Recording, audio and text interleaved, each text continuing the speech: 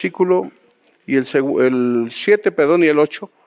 En el nombre de Jesús la palabra dice así: pidan y se les dará, busquen y encontrarán, llamen y se les abrirá, porque todo el que pide recibe, el que busca encuentra y el que llama se le abre. Amén. Aquí quiero empezar porque vamos a ir avanzando en los versículos de la palabra, y algo que hemos estado estudiando continuamente es el poder llegar hacia la madurez. Amén. Dice la palabra en el libro de Filipenses que Él no va a parar la obra hasta no verla perfecta. ¿Cuántos dicen amén a eso? ¿Cuántos estamos cansados de nuestra vieja humanidad? Yo estoy cansado de mi vieja humanidad, amén. Pero yo sé, y esa es la esperanza en la que hoy vivimos, que aquel que empezó la buena obra no va a parar hasta no verla perfecta. No va a parar hasta que nosotros no estemos cambiados de una forma total, amén. Entonces, le decía yo, esta semana, hermano, se recuerda la semana pasada que compartíamos un poquito sobre la forma en la que uno a veces se equivoca y uno retoma el camino. ¿Sí se acuerda? Él decía que muchas veces por llegar a un atajo uno agarra atajos para llegar a un lugar y uno se pierde, ¿verdad? ¿Qué cree? Me pasó. Esta semana quise agarrar un atajo y salí a otro lugar donde no pensaba yo salir, y me dice mi esposa: ¿te pasó lo que decías el domingo? Le digo, sí, hoy me pasó, le digo. Le digo, pero es de sabios, es de entendidos el reconocer los errores y retomar el camino. Amén. Y hoy que estaba yo escudriñando el libro de Mateo, dice: pidan y se les dará. ¿Cuántos de nosotros muchas veces pedimos y muchas veces no recibimos, verdad? Pero la enseñanza de nuestro Señor Jesús, desde que empieza el Evangelio de Mateo, le decía yo a los hermanos, hemos visto cómo el Señor en cada versículo, en cada capítulo, nos empieza a enseñar cosas diferentes. Es una preparación que el Señor empieza a hacer en cada uno de nosotros. Y vamos a avanzar más adelante, por favor. Dice, versículo 24, y aquí es donde quiero enfocarme un poquito. Por tanto, todo el que me oye,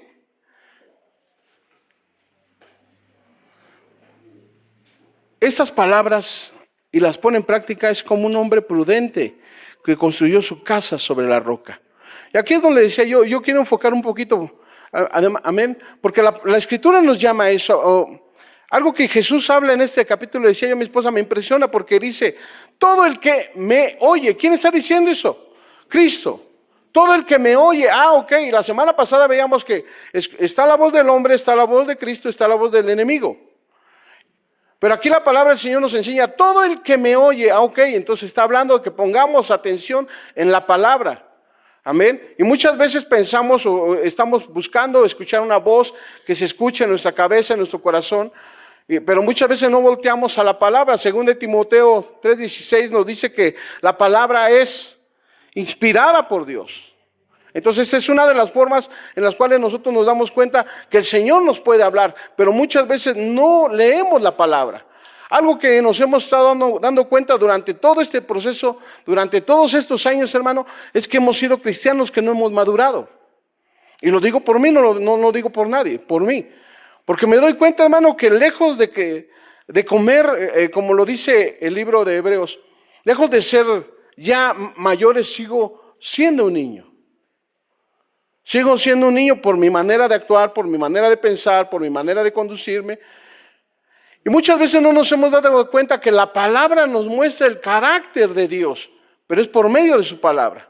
El carácter de nuestro Señor lo vamos a ir conociendo. Le decía yo, la verdad es que cuando yo veo el mensaje que viene aquí en Mateo, cuando se sube al monte y empieza a hablar las bienaventuranzas, empieza a hablar del carácter de Cristo, del carácter de Él.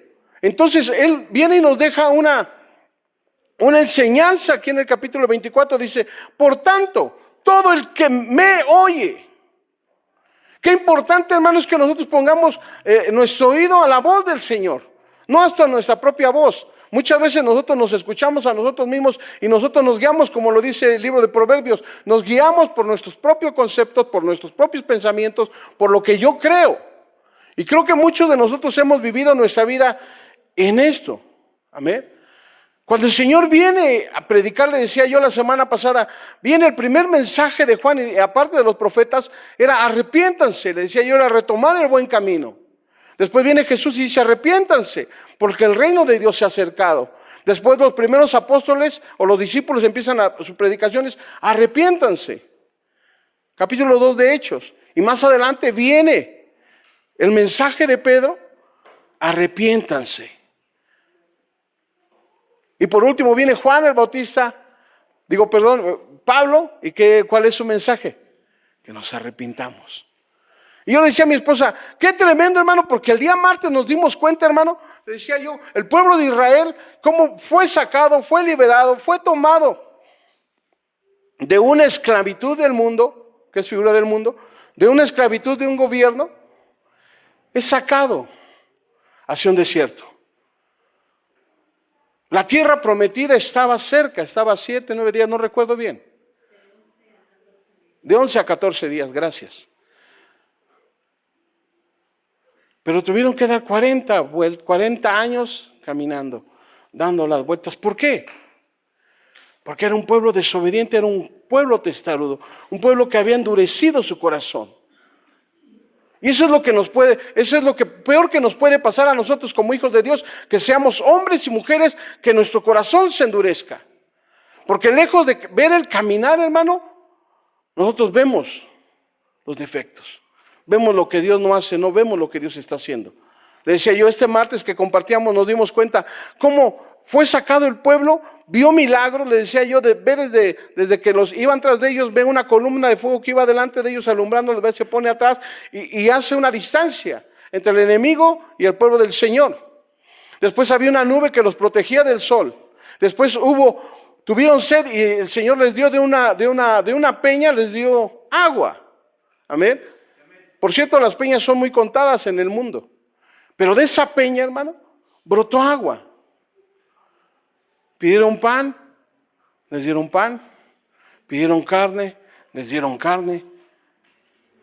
Les dieron vestido. Qué increíble, hermano. Durante 40 años ver la mano de Dios. ¿Y qué cree? El pueblo seguía siendo desobediente. Qué terrible, hermano, porque muchas veces nuestra humanidad a eso va. Cuando el Señor viene y empieza a predicar, el reino de Dios se ha acercado, está hablando de eso, está hablando del gobierno. Estar bajo la cobertura de Cristo. No bajo la cobertura de un ministerio, de un pastor. No, bajo la cobertura de Cristo. Y lo que el Señor quiere es que nosotros nos metamos bajo su gobierno, bajo su ley, bajo sus conceptos. Amén. Yo le decía, qué duro, hermano, es entender, hermano, que la obediencia es difícil para nosotros, porque como humanidad somos indómitos. No obedecemos. Y más ahora, hermano, que ahora la obediencia nos la enseñan como una orden. ¿Verdad que sí? Que usted tiene que obedecer, ¿por qué? Porque soy su padre. No sé si ha dado cuenta de eso. Muchas veces la obediencia la enseñamos como un sometimiento, pero no correctamente. ¿Lo hacemos por mandato o lo hacemos por honor? La diferencia entre enseñar las dos cosas es por mandato, es cuando uno lo obligan a obedecer. ¿Cuántos aprendieron las tablas a tablazo? A tablazo limpio. ¿Cuántos fueron a estudiar por voluntad del padre o de la madre, no por voluntad de uno? Me da risa porque ahora nuestros jóvenes dicen, no, pues ¿para qué voy a estudiar? ¿Para qué sirven las tablas si nunca se usan? ¿Para qué se sirve aprenderse la raíz cuadrada si no sirve? Cuando uno crece nos damos cuenta que hay muchas cosas que sí sirven, pero nosotros no las utilizamos. Amén. Pero bueno, ese no es el tema. El tema es esto, hermano, que la obediencia, como nos ha enseñado como un mandato, como una orden, nos cuesta trabajo obedecer. Porque hoy hasta la sociedad nos hemos inventado nuestro dicho. ¿Las leyes son para qué? No me diga que no se la sabe. ¿Mandé? Para romperse. Esa es la humanidad. Pero sin embargo, hoy nosotros empezamos a enseñar, ¿por qué se obedece? Por honra. ¿Por qué por honra? Cuando tú obedeces, honras tu casa, Y ya nos dimos cuenta. Cuando tú obedeces, honras la iglesia. Cuando tú obedeces, honras al Señor. Cuando tú obedeces, oiga, la diferencia es de la obediencia por honra que la obediencia por orden. Muchos de nosotros obedecimos porque fuimos obligados a obedecer, no por honra. Sabíamos que si desobedecíamos nos iba a ir mal. Había palo, había cincho, había cuerazo, había chancla. Cualquiera de esos.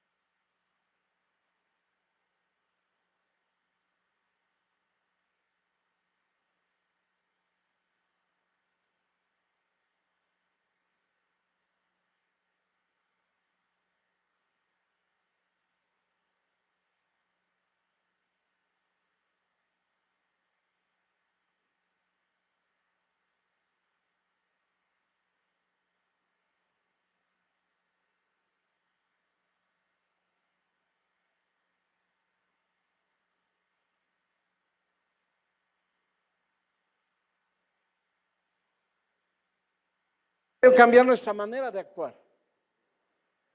Nosotros hoy tenemos que enseñar a nuestros hijos que cuando ellos obedecen me honra. ¿Cómo te sientes tú cuando te obedecen?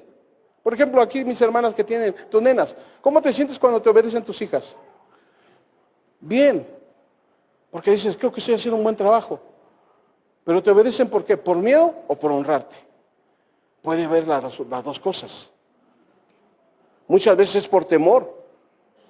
Muchas veces honramos por temor, muchas veces honramos porque en realidad yo obedecía porque sabía que me iba a ir mal también. A mamá, a papá.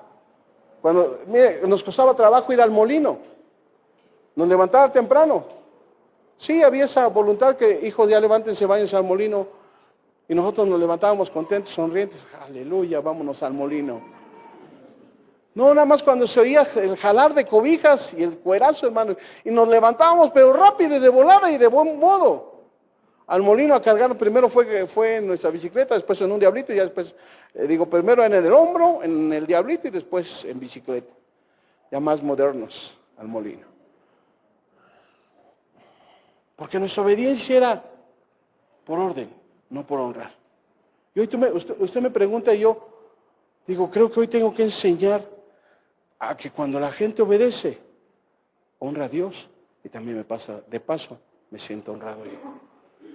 Y eso lo hace usted una persona honrosa, honorable, una persona con un valor y con un respeto, que hoy es lo último que se está viendo. Porque cada día se está perdiendo el honor, cada día se está perdiendo el respeto y cada día se está perdiendo más la obediencia. Porque no hemos entendido. Pero oiga aquí, la palabra dice, el que me oye. Está hablando nuestro Señor Jesús y dice, si tú me oyes y pones por obras, ok, la fe viene por el oír, ¿qué es la palabra? Le decía yo anteriormente, no había Biblia, hoy tenemos Biblias en todos lados, de todos colores, de todos sabores, y en su celular, en su tableta, en su compu, donde sea, hermano. Hay una Biblia. ¿Quieres oír la voz de Dios? Escudriñemos la Escritura. Dice el versículo 24, por tanto, dice, todo el que me oye, está hablando Cristo. ¿De qué está hablando? Estas palabras. Y las pone en práctica, es como un hombre prudente que edifica su casa sobre la roca. ¿Sabe que anteriormente en Siria, en estos lugares, se construían las casas? Las personas iban y veían un lugar y empezaban a construir en estos tiempos, construían su casa y ahí empezaban a vivir. Pero ¿sabe cuándo venía lo terrible, hermano? Porque el terreno se veía igual. Y no es que haya un hombre que sea insensato, un hombre que sea prudente. Hace la comparación, dice, un hombre prudente, que es semejante a un hombre prudente que fundamenta su casa sobre la roca. Y le decía, no es que estén los dos, uno haya bueno y uno haya malo, no, los dos ven el terreno firme y dicen, aquí vamos a construir. Dice que ellos hacían sus asentamientos, llegaban así, y aquí está bueno el lugar, pero la parte triste era cuando venía el invierno. Dice que empezaban las lluvias, ni siquiera el aire. Dice que venían las lluvias y eran tan intensas las lluvias allí en Siria que empezaba a deslavar toda la tierra. Y ahí es donde se daban cuenta que el lugar donde se habían asentado ellos no era un lugar propicio. Hasta ese tiempo. Entonces le decía yo, cuando Jesús empieza a explicar esta parte, dice, si tú me oyes mis palabras y las pones con práctica. Hemos estudiado capítulo, no sé si recuerdo, 1 de Santiago 2, que dice ser hacedores de la palabra y no solamente oidores, olvidadizos. ¿Verdad? Es que tan importante, hermano, es que entendamos la palabra y vivamos la palabra. No se trata solamente de saber, le decía yo a mí me encantan mis hermanos que están estudiando y quieren la palabra, sí, pero el reino de Dios se ha acercado y es someternos a Cristo, pero también someternos a la palabra. No se trata solamente de saber, hermano, se trata de que la palabra me cambie. Pues le decía yo hace un rato, ¿cuántos estamos cansados, hermano, de nuestra vida, de nuestra persona? No es que no amemos la vida y no amemos nuestra persona, sino que realmente es tanta la humanidad que tenemos, hermano, que no nos deja crecer, no nos deja madurar, no nos deja hacer lo que realmente hemos sido llamados a hacer. Porque nuestro oído no está puesto al Señor Jesús. ¿A quién escuchamos? Yo le decía la semana pasada, ¿qué es lo que escuchamos? ¿A quién le ponemos atención? Normalmente, ¿qué cree que es muy fuerte hoy? Hoy es muy fuerte a quien nosotros escuchamos. Es muy fuerte hoy a quien nosotros le ponemos atención. Y más que todo, muchas veces nos escuchamos a nosotros mismos y pensamos que estamos en lo correcto cuando realmente no nos hemos dado cuenta que el Señor está hablando a nuestro corazón. Dice por tanto, aquel que me oye mis palabras y las pone por obra es como un hombre que fundamenta su casa sobre la roca.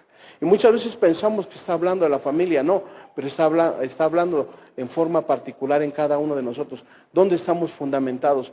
Porque va a llegar el momento que viene la lluvia, que vienen los problemas, que viene la tempestad, que vienen las decepciones, y ¿dónde estamos fundamentados nosotros? No sé si se ha puesto a pensar en eso. ¿Dónde estamos fundamentados nosotros? ¿Qué nos desanima pronto, hermano? Ahí es donde nos damos cuenta dónde estamos fundamentados. Ahora viene otra parte, San Juan 16:13. Dice que cuando venga el Espíritu Santo sobre nosotros, Él nos guiará a toda verdad. Él nos guiará a toda verdad. ¿Sí escuchó eso? El martes les hacía la pregunta a los hermanos, ¿cuánto del Señor tenemos hoy en nuestras vidas? ¿Cuánto del Espíritu Santo tenemos hoy en nuestros corazones? Dice el libro de Efesios, que todos fuimos bautizados en un mismo Espíritu. Capítulo 4 de Efesios. Bautizados en un mismo Espíritu.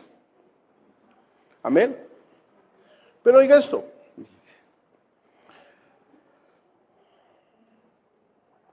¿Ya lo tiene? 16. No, seguimos ahí en Mateo. San Juan 16, ¿cómo dice? Si alguien ya lo tiene, que me ayude a leerlo, por favor.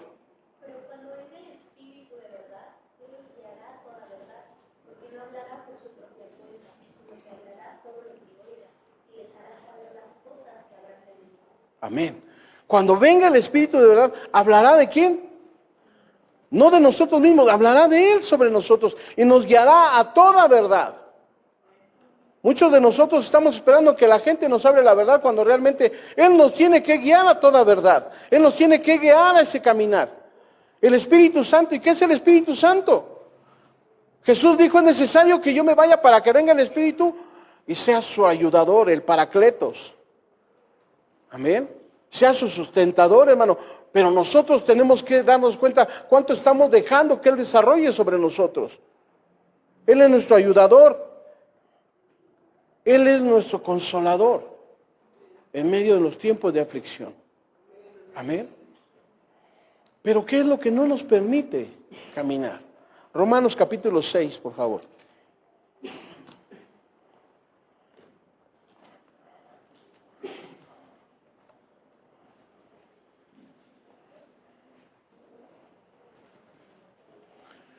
Romanos capítulo 6, versículo 5, vamos a leer. En efecto, si hemos estado unidos con Él en su muerte, sin duda también estaremos unidos con Él en su resurrección. ¿Está hablando de quién? Pablo está hablando de Cristo. Están unidos a Cristo. Por eso le decía yo, hoy tenemos que desarrollar, hermano, no solamente el creer no es suficiente. Pensamos que solamente creemos y nos enganchamos en el versículo que dice, cree en el Señor Jesucristo y serás salvo tú y toda tu casa. Es una promesa, pero no es suficiente. Porque aquí el libro vamos a empezar a ver muchos versículos que nos dice, si estamos unidos con Él en su muerte, no está hablando solamente si crees, está hablando, estar unidos con Él en su muerte, está hablando que nosotros tenemos que morir a nuestra propia persona. Para tener la vida de Dios tenemos que morir cada día más a nosotros. Estaremos unidos con Él en su resurrección. Versículo 6, sabemos que nuestra vieja naturaleza fue crucificada con Él, para que nuestro cuerpo pecaminoso perdiera su poder, de modo que ya no siguiéramos siendo esclavos del pecado. Pero ya escuchó eso. Nuestra vieja naturaleza fue crucificada con Él para que nuestro cuerpo pecaminoso perdiera su poder. ¿Ya perdió su poder sobre nosotros? ¿O todavía seguimos pecando? Versículo 7. Porque el que muere queda liberado del pecado. Versículo 8. Ahora bien, si hemos muerto con Cristo, confiamos que también viviremos con Él. Pues sabemos que Cristo, por haber sido levantado de entre los muertos, ya no puede volver a morir. La muerte ya no tiene dominio sobre Él. En cuanto a su muerte, murió al pecado una vez y para siempre. En cuanto a su vida, vive para Dios. De la misma manera, también ustedes considérense muertos al pecado, pero vivos para Dios en Cristo Jesús. Lo interesante de esto, hermano, es que para poder vivir nosotros, tenemos que morir más a nosotros, más a nuestra persona, más a lo que tú crees, más a tus conceptos, más a lo que yo creo. Tenemos que morir a nosotros. Versículo 12. Por lo tanto, no permitan ustedes que el pecado reine en su cuerpo mortal, ni obedezca a sus malos deseos. Aquí está el gobierno de Cristo. El reino de Dios se ha acercado.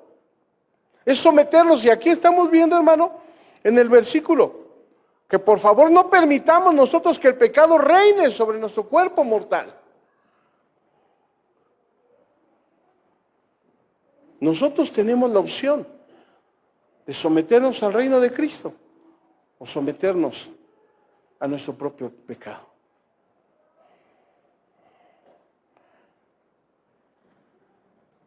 Considérense muertos al pecado, pero vivos para Dios en Cristo Jesús. Versículo 12. Por lo tanto, no permitan ustedes que el pecado reine en su cuerpo mortal, ni obedezcan a sus malos deseos. Nosotros, usted y yo, tenemos que someternos a Cristo. ¿Cómo? No dejando que la carne, que el pecado reine sobre nuestro cuerpo. Ay, hermano, es que la carne es débil. Yo le decía, no, la carne no es débil, la carne es demasiado fuerte. Tal vez se dice que la carne es débil a la tentación, pero la carne ha tomado tanta posición en nosotros. Le decía yo ayer a los hermanos, qué duro es pelear con la carne, porque mientras el espíritu quiere crecer, nuestra carne reina más, nuestra alma reina más. Decía yo, ¿a cuánto les cuesta trabajo ayunar aquí? Nos cuesta trabajo ayunar. ¿Por qué? Porque el día que usted decide ayunar, es el día que más hambre le va a dar. Usted puede pasar puede pasar todo el día sin comer haciendo cosas, pero cuando dice mañana voy a ayunar, le empieza a doler la cabeza, le empieza a doler el estómago, siente aquello, siente que le da el váguido, dicen por ahí. Hasta se empieza a debilitar. ¿Sí o no? ¿Por qué? Porque la carne sabe que usted está sometiéndola a un castigo, está sometiéndola no a su propia voluntad. Amén. Y le decía yo, qué sencillo es cómo engañar a la carne. ¿Qué hacemos cuando tenemos hambre? ¿Mande? Comer algo. ¿Cómo qué? Tomar agua. Ok, hermano, el hambre la inhibe con agua, qué bueno. ¿Qué más tomamos? Comemos, la hermana también saludable, agua, fruta. Pero un mexicano natural, ¿qué hace? Una coca y un pan. Y hay algunos que hasta la sopean. Yo he visto, sopean su concha en su coca. Perdóneme, cada quien sus traumas. Pero hermano, y uno con eso uno inhibe. Pero ¿sabe qué estamos haciendo? Estamos engañando al cuerpo. ¿Verdad que sí? Esa es nuestra naturaleza humana. Engañamos al cuerpo con cualquier cosa. Algunos con un chicle se me pasa. ¿Sí o no? Sin embargo, le decía yo, muchos de nosotros, lo primero que hacemos, ¿qué pasa cuando usted está cansado? ¿Qué hace? Me voy a sentar. ¿Qué pasa cuando usted quiere leer la Biblia? Algo pasa sobrenatural que uno se va a dormir. Se ocupa en algo chilla, algo pasa y ya no lo permitió. ¿Por qué? Porque nuestra carne es tan fuerte, nuestra humanidad pecaminosa no nos permite que nuestro espíritu se alimente para que Él crezca. Seguimos sometidos a una ley del pecado.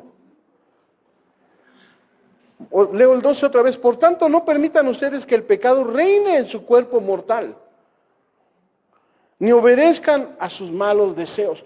Normalmente uno obedece a los malos deseos. Uno obedece a los malos deseos. Uno se deja guiar, uno se deja llevar. Ok. Regresamos acá al 24 de... el Espíritu Santo dice, cuando venga el Espíritu, Él nos guiará a toda verdad, que es el Paracletos, es el Consolador. Y para que este Espíritu crezca, para que este Espíritu tome ese poderío sobre nosotros, es alejarnos del pecado o de la vida de pecado. No sé cómo hacerse, algunos diríamos. Santiago 1:5 nos dice, ¿te falta sabiduría? Pídela a Dios. Y lo acabamos de leer, si tú pides, se te abre. Si tú tocas, se te abrirá. Si tú pides, se te dará. Pero depende de nosotros. Si yo no quiero nada, ¿cuántos tienen hambre? Cuando tienes hambre, ¿qué dices? Lo primero, mamá, tengo hambre. Y la segunda, Señor, me da 2. Con todo. Cuando llegas tú a un puesto y te quedas viendo esperando a que te den algo y si tú no pides nada, tienes que hablar. ¿Ok? Santiago 1:5 nos dice esto. ¿No sabes cómo? ¿Te falta sabiduría? Pídala a Dios. Pero más adelante, ¿qué crees que dice? Pídala sin dudar.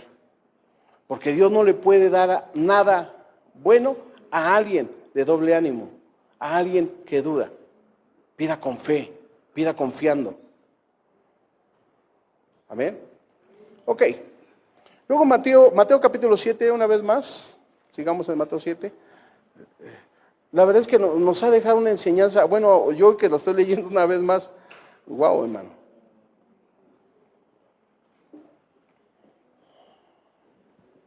Mateo 7:24 dice, por tanto el que me oye estas palabras y las pone en práctica, le decía yo, no solamente se trata de oír la palabra, de leer la palabra, sino ponerla en práctica. ¿Cuánto estoy poniendo yo de la palabra en práctica en mi persona, en mi casa? ¿Cuántas promesas hay en la Biblia? Por ahí hay una Biblia de promesas, no sé si alguien la tiene. ¿Cuántas promesas hay? ¿Cuántas vivimos? ¿Cuántas las creemos?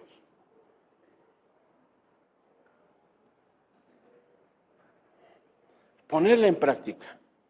Mateo 7, ¿ya lo tiene? Vamos a retroceder un poquito. Versículo 16. 15. Vamos a leer el contexto. Cuídense de los falsos profetas que vienen a ustedes disfrazados de ovejas, pero por dentro son lobos feroces. Por sus frutos los conocerán. ¿Acaso se recogen uvas de los espinos o higos de los cardos? Del mismo modo, todo árbol bueno da fruto bueno, pero el árbol malo da fruto malo. Un árbol bueno no puede dar un fruto malo, y un árbol malo no puede dar un fruto bueno. Todo árbol que no da un buen fruto se corta y se arroja al fuego. Así que por sus frutos los conocerán. Qué interesante, hermano, porque esta parte del fruto, ¿sabe que usted y yo hemos sido llamados a dar fruto? No lo escuché entusiasmado. ¿Sabe que usted y yo fuimos llamados a dar fruto? Todos fuimos llamados a dar fruto. No sé si se recuerda que teníamos un míspero. Que cuántos años no nos dio mísperos. Y mi esposa dijo, ya córtalo, no sirve. Y le dije, démosle chance este año. Si no da fruto, yo lo corto. ¿Y qué cree? Empezó a dar fruto. Y nos dio fruto como durante 3, 4 años, no recuerdo más o menos. Y bien ricos los mísperos. ¿Pero qué cree? Le entró una bacteria y empezó a morir por dentro. Un árbol que empezó a dar buen fruto, ya después los frutos empezaron a hacerse chiquitos y podridos por dentro. Al grado que el árbol se secó por dentro.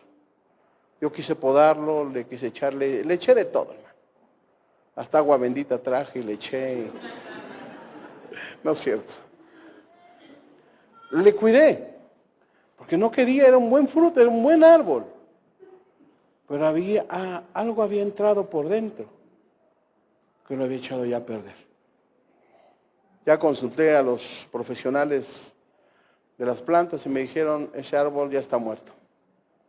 Mejor, dele moche. Tuvimos que cortarlo. ¿Por qué le digo esto? Porque cada uno de nosotros tenemos que dar un buen fruto. Hemos sido llamados por los frutos. Y por los frutos nos van a conocer. Yo recuerdo bien este míspero, pero también recuerdo cómo se nos secó. Y dice que todo árbol que no da buen fruto es cortado y es llevado a la leña. ¿Sabe que el fruto se desarrolla desde el interior hacia el exterior? Me llamaba la atención porque me dicen que acá atrás hay un tejocote y hay unos tejocotes así, bien grandotes. ¿Pero qué cree? Tienen gusanos por dentro. Puede dar un buen fruto a la vista, pero por dentro está podrido. Qué importante, hermanos, que nosotros regresemos a Gálatas capítulo 6, a dar el fruto del Espíritu. ¿Y cuál es el fruto del Espíritu? El primero. ¿El primero cuál es? Después.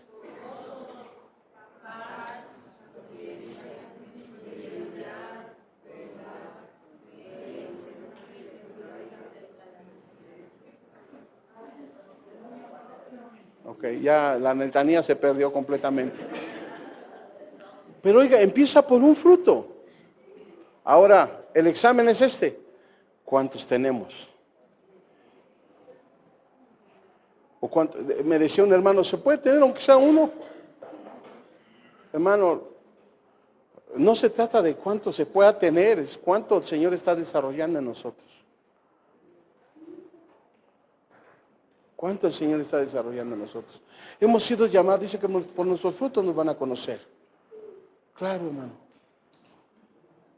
Muchos de nosotros damos malos frutos, pero porque el fruto está desde el interior, hermano.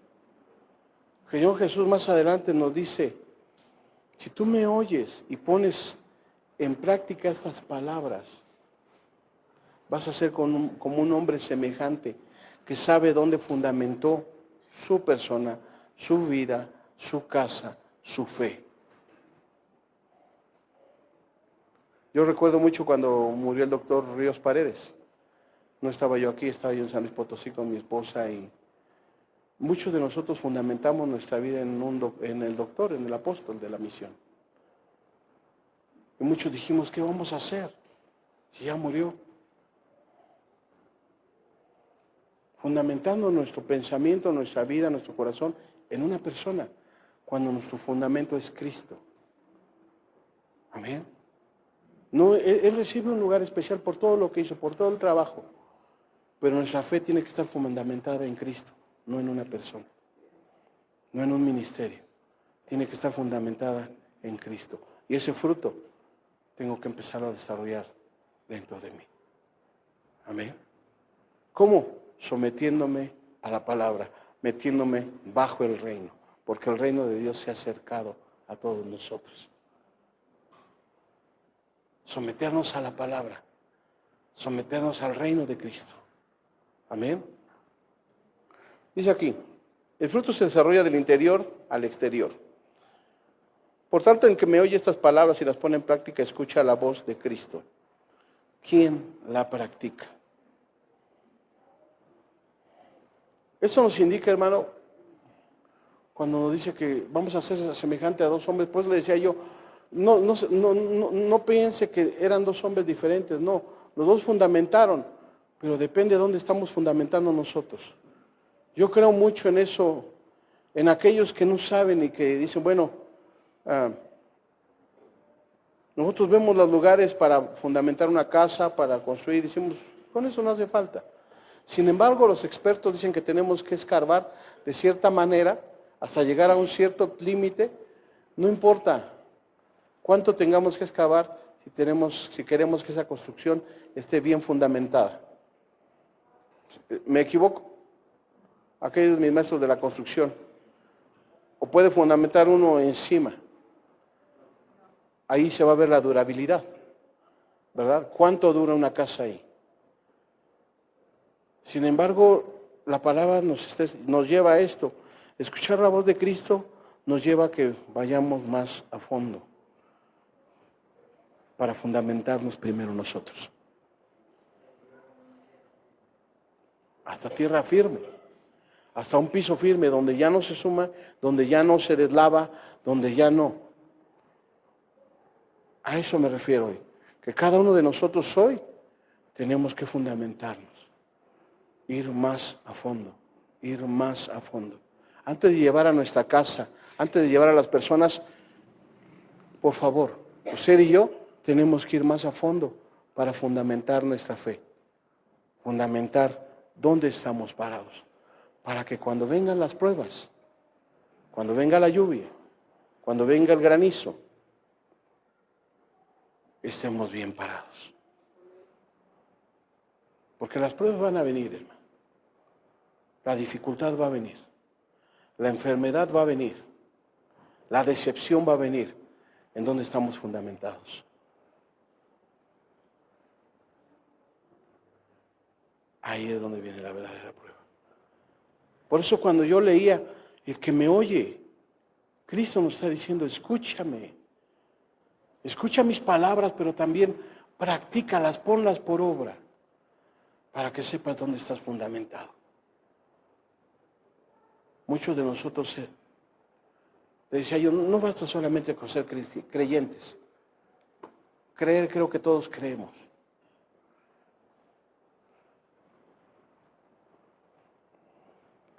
Lo que nos hace falta, hermano, es aprender a depender de Él, a creer en Él y a someternos a Él.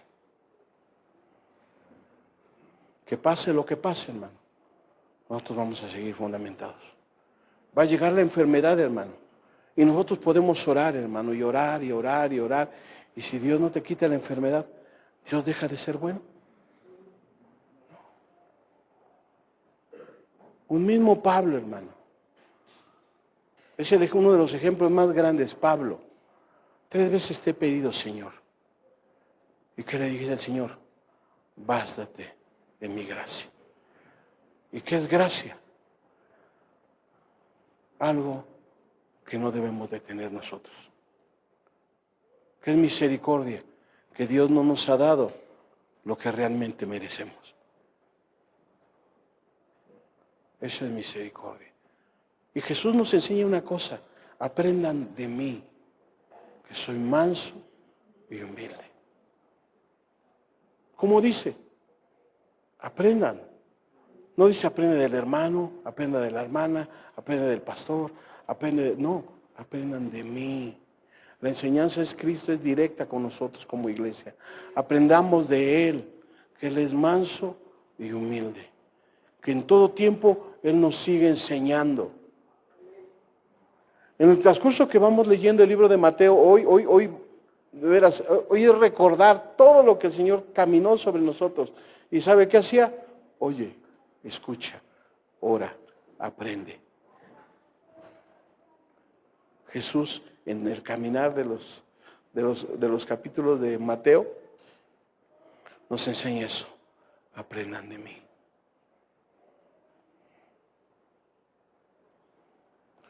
Quiero terminar con esto. Proverbios 10:25, por favor.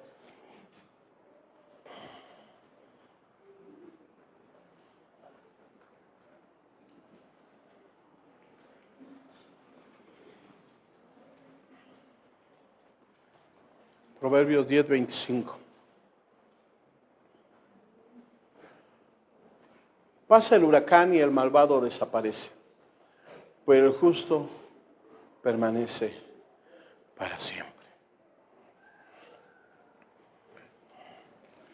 Jesús, en esta enseñanza sobre fundamentar su casa sobre la roca, hace alusión a este versículo. Van a venir las pruebas, van a venir las dificultades, mas el justo permanece para siempre. Hoy es un tiempo, hermano, de dar fruto. Es un tiempo de meternos bajo su gobierno, dar frutos dignos de arrepentimiento.